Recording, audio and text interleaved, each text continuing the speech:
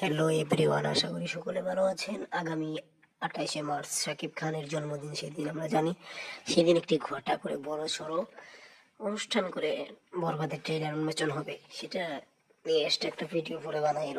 তবে ওই দিনে আরেকটি ধামাকা আছে, যেটা হলো রাইহান রাফি পরিচালিত এসবিএফ তুর্কি আলফা আই প্রযোজিত শাকিব খান অভিনীত তাণ্ডব মুভি, যেটা আগামী কুরবানিতে মুক্তি পাবে, সেইটার অ্যানাউন্সমেন্ট এবং যেটা আছে না অনুষ্ঠান করে জানিয়ে দেওয়া হবে। এবং শাকিব খানের জন্মদিনের উপহার হিসেবে তাণ্ডবের অফিসিয়াল অ্যানাউন্সমেন্ট করা হবে, কারা কারা আছে, কারা কারা থাকবে। তো আমরা সে যারা শুনতে পারছিলাম যে শাকিব খানের পাশাপাশি যিশু সেনগুপ্ত থাকতে পারে, আমিন খান আছে, তারপরে কি জানি জয় হাসান আছে, প্রসেনজিৎ চ্যাটার্জিও থাকতে পারে, কে জানে আবার আবার এই যে আবার রুবেলও থাকতে পারে। সব 28 তারিখে খোলাসা হবে। তো দেখা যাক কতটুকু কি হয়।